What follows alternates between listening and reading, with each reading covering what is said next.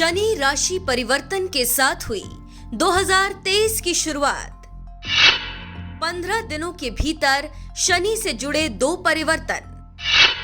अब 3 फरवरी को कुंभ में शनि होंगे अस्त, फिर 3 मार्च को कुंभ में शनि होंगे उदित। 12 राशियों को अस्त शनि देंगे कैसा परिणाम, देखिए सिर्फ धर्म ज्ञान पर। नमस्कार, हरि की नगरी हरिद्वार से एक बार फिर मैं हूं आपके साथ कविता राणा। मेरे साथ एक बार फिर से मौजूद है आचार्य राकेश चतुर्वेदी जी। आपका स्वागत है सर। नमस्कार कविता जी, सादर वंदन दर्शकों, सादर अभिनंदन आप सभी का। जैसे कि शनि महाराज के महाराशि परिवर्तन के साथ 2023 तो देखिए लग चुका है और अब 15 दिनों के भीतर शनि अब अस्त भी होने जा रहे हैं।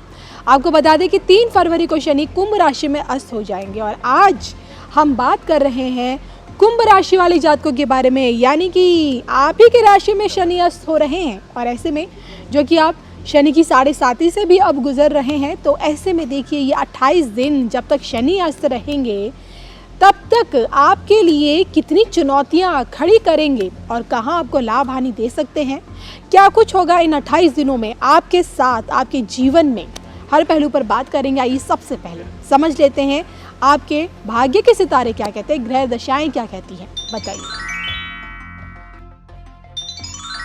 देखिए कविता जी, इनकी ही राशि में विराजमान हैं और गोचर करके मकर से कुंभ राशि में आए हुए हैं।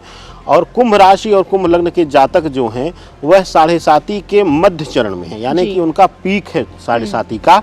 तो पिछले भी समय में इनको काफ़ी पीड़ा मिली है संबंध भाव पे इत्यादि पे, और अब गोचर करने के बाद कुछ चीज़ों में इनको शुभता दे रहे थे, बल दे रहे थे, लेकिन जब अस्त होंगे तो चीज़ें, परिस्थितियां विपरीत हो जाएंगी। जिन चीज़ों पर शुभ परिणाम दे रहे थे उन पे अशुभता या कहिए उन पर नकारात्मकता का परिणाम मिलेगा, और जिन पर नकारात्मक परिणाम मिल रहा था वहां पर शुभता देते हुए नजर आएंगे। तो यहाँ पर मिश्रित परिणाम होगा, यानी कि एक्सचेंज हो जाएंगे सुख और दुख एक दूसरे के साथ। तो इनके लिए बहुत कुछ परिवर्तन लेकर यह 28 दिन आएगा, बहुत कुछ परिवर्तित होकर रहेगा इस 28 दिनों में। तो ये 28 दिन एक प्रॉफिट लॉस की तरह आप लोगों के लिए रहेंगे। आइए सबसे पहले आपकी सेहत को लेकर बात करते हैं, क्योंकि देखिए सेहत है तभी सब कुछ है, क्योंकि कहते हैं कि सेहत ही आपका सबसे बड़ा धन, सबसे बड़ी वेल्थ होती है। तो आचार्य जी, सेहत संबंधित दिक्कतें अब आगे रहेंगी या फिर इन्हें यहाँ अब राहत मिलनी शुरू होंगी? देखिए कविता जी, अगर विशेष रूप से इस गोचर को, इस अस्त काल को देखा जाए तो अस्त काल में अगर आप देखेंगे तो जो तृतीय दृष्टि है शनि की, उस पर जो प्रभाव पड़ रहा है वह राहु को देख रहे हैं और अपनी नवम दृष्टि से वह केतु को देख रहे हैं। तो यह जो अस्त काल है यह विशेष रूप से इन दोनों घरों को प्रभावित करने का, भाग्य स्थान और इनके जो पराक्रम स्थान को है वह प्रभावित कर रहे हैं। तो यह गोचर स्वास्थ्य कारणों से अगर देखें तो स्वास्थ्य कारणों से तो इनके लिए शुभ फलदायी है, इनको स्वास्थ्य लाभ मिलता हुआ दिखाई दे रहा है। मानसिक उलझन, मानसिक पीड़ा जो इनको चली आ रही थी, मिल रही थी, उससे भी यह मुक्त होते हुए इस अस्त काल में दिखाई देंगे। तो स्वास्थ्य धन की इनको प्राप्ति हो रही है। स्वास्थ्य के लिहाज से यह जो अस्त काल है वह इनके लिए शुभ परिणाम देने वाला है, शुभता के साथ आगे बढ़ने वाला रहेगा स्वास्थ्य कारणों से। चलिए, स्वास्थ्य कारणों में तो चलिए आपको राहत मिलेगी। अब आगे बढ़ते जान लेते हैं कि रिश्तों के मामले में भी आप आगे का इस समय आपका कैसे रहने वाला है, आपका प्रेम प्रसंग, वैवाहिक जीवन क्या कहता है अब? देखिए कविता जी, पराक्रम भाव पे तृतीय दृष्टि होने से, राहु वहाँ पर बैठने से मंगल के घर में, यहाँ पर देखने के लिए जरूरी हो जाता है कि इनके लिए प्रेम संबंध भाव और साथ ही साथ वैवाहिक जीवन, इन दोनों में सुधार आ रहा था। जैसे ही परिवर्तन हुआ था, 17 जनवरी को महापरिवर्तन हुआ था, तो इसके बाद सुधार आ गया था। लेकिन अब अस्त काल में एक बार पुनः फिर से यहाँ पर नकारात्मकता देखने को मिलेगी। संबंध प्रभावित होंगे, एक दूसरे के प्रति जो क्रोध भावना है, जो उत्तेजना है वह बढ़ेगी और एक दूसरे को ना सुनने की आदत जो है वह फिर से डेवलप होगी और वह आप दोनों के रिश्ते को प्रभावित करेगी। तो कुंभ लग्न और कुंभ राशि वालों के लिए संबंध भाव में यह अस्त का प्रभाव जो है शनिदेव का, वह नकारात्मक प्रभाव लेकर आ रहा है, नकारात्मक फल दे रहा है, तो उनको वहां पर थोड़ा सा सावधान रहना है। अगर आप चाल समझ जाएंगे, ग्रहों की स्थितियां समझ जाएंगे, तो हो सकता है कि अपने क्रोध पर नियंत्रण कर लें, एक दूसरे के साथ थोड़ा सा समय बिताने का प्रयास करें, एक दूसरे की भावनाओं को समझने का प्रयास करेंगे, तो हो सकता है यह 28 दिन हंसते मुस्कुराते गुजर जाएंगे।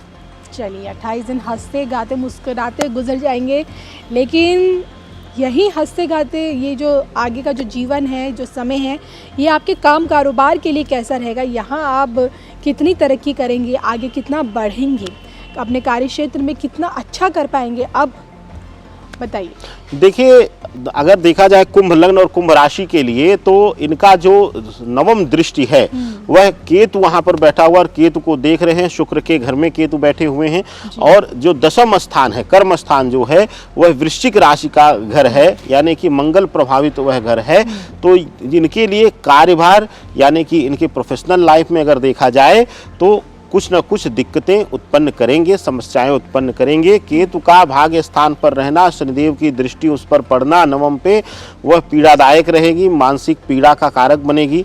जैसे कि अगर व्यापारी हैं आप, तो व्यापार में आश्चर्यचकित कर देने वाले लॉस, खूब अच्छे से आप प्लान करके अच्छे तरीके से आप व्यापार में उतरेंगे, लेकिन फिर भी आपका प्रदर्शन अच्छे होते हुए भी आपको वह लाभ नहीं मिलेगा, और घाटा मिलने से मानसिक पीड़ा के शिकार हो जाएंगे। अगर आप नौकरी पेशा हैं, कार्य क्षेत्र में हैं, जैसे कला के क्षेत्र में जो लोग हैं, जो लोग मीडिया एंटरटेनमेंट से जुड़े हुए हैं, तो उनके लिए यह देखने को मिलेगा इस हस्तकाल में कि वो परिश्रम तो खूब करेंगे, अपना 100% देंगे, अपना एफर्ट 100% देंगे, लेकिन वह एफर्ट्स उनका वेस्ट जाएगा। उसके बावजूद भी उनको सुनने को मिलेगा, या हो सकता है कि इस अस्तकाल में काम आप करें और क्रेडिट कोई और ले जाए, तो इससे एक मानसिक पीड़ा का समय मिलेगा आपको। यह कार्य क्षेत्र के लिए, व्यापार के लिए यह अस्तकाल समय शुभ नहीं है कविता जी। यानी कि प्रोफेशनल लाइफ में इन्हें काफ़ी चैलेंजेस का सामना करना पड़ सकता है जब तक शनि अस्त्र रहेंगे। लेकिन देखिए, जब प्रोफेशनल लाइफ में इतनी परेशानियों का इन्हें दौर देखने को मिलेगा, अब आगे क्या लगता है? क्योंकि कार्य क्षेत्र से आपका आर्थिक पक्ष जुड़ा होता है, तो धन लाभ के भी अब आगे का कितने मौके? देखिए, धन लाभ की स्थिति बहुत अच्छी नहीं दिखाई दे रही है। जाहिर सी बात है, अगर काम कारोबार प्रभावित होगा, और उसके साथ ही थोड़ा सा यह सप्तम भाव, यानी कि आपके व्यक्तिगत संबंधों को भी प्रभावित या अस्तकाल कर रहा है, तो जाहिर सी बात है इस बीच आपका जो धन भाव है वह भी कमजोर होगा। धन भाव कमजोर होने का एक और कारण है कि आपका जो एकादश भाव है वो गुरु का स्थान है, और गुरुदेव जो बैठे हुए हैं वह आपके कुटुंब भाव में स्वग्रही होकर बैठे हुए हैं। तो घर परिवार कुटुंब पर कुछ जो व्यर्थ व्यय होंगे, उनके होने से जो धन का जो कोष है जो वह कमज़ोर होगा, और वहाँ से पैसे निकलेंगे, और जो आपको डालने चाहिए थे उसको उसको भरना चाहिए था, तो उसके लिहाज से आप देखेंगे कि उसको आप खाली करते हुए दिखाई देंगे। तो आर्थिक पक्ष, धन भाव जो है वह कमज़ोर होता हुआ दिखाई दे रहा है कविता जी। और जो कि देखिए ना, शनि इन्हीं की राशि में है, अस्त भी हो रहे हैं। क्या लगता है आपको, कोर्ट कचहरी के मामले में अगर ये कहीं से फंसे हुए हैं या फिर जुड़े हुए हैं, तो ये समय कैसा रहेगा इनके लिए? देखिए, शुक्र वहीं पर बैठा हुआ है, उनकी ही राशि में बैठा हुआ, उस समय ही अस्त हो रहे हैं, और एक लंबा समय शुक्र साथ रहेंगे, और सूर्य की उपस्थिति भी आ जाएगी, तो शत्रु पराजय हो जाएगी। अगर आप कोर्ट कचहरी के मुद्दे में हैं, कोई लीगल केस चल रहा है, कोई आपका उलझन है कानूनी विषयों में, तो वहाँ पर आपको सफलता देते हुए यह अस्तकाल में दिखाई दे रहे हैं। आपके यश मान सम्मान में वृद्धि होगी, क्योंकि सूर्यदेव निकल करके शनिदेव के घर से और शनिदेव के साथ ही युति बना लेंगे, तो वहां पर दिखाई देगा कि जब अस्त होंगे तो आपके जो विरोधी हैं वह परास्त हो जाएंगे, और आपके लिए शुभतापूर्ण परिणाम दिखाई देगा कविता जी।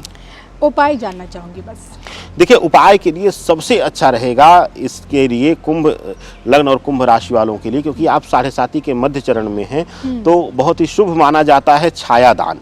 शनिवार और अमावस्या तिथि में आप सरसों के तेल का दान करें, वो भी छाया दान करें। कहते हैं कि अपना प्रतिबिंब देख करके आप जब दान करते हैं तो वहाँ शनि और राहु की पीड़ा से मुक्ति मिलती है और शुभता प्रदान होती है। तो छाया दान करें, और हो सके तो आप ले जा करके शनि मंदिर में दिन डूबने के बाद तेलाभिषेक करें, और पीपल के नीचे एक दिया जरूर जलाएं। बहुत कुछ प्रभावित होता है। कुछ लोग कहते हैं कि यह आडंबर है, तो दिया प्रज्वलित करना, दीप प्रज्वलन कविता जी एक ऐसी विधि है जी। कि जो साक्षात परिणाम देती है कि वह अंधकार को काट करके उजाला देती है। एक बंद कमरे में अंधेरे में आप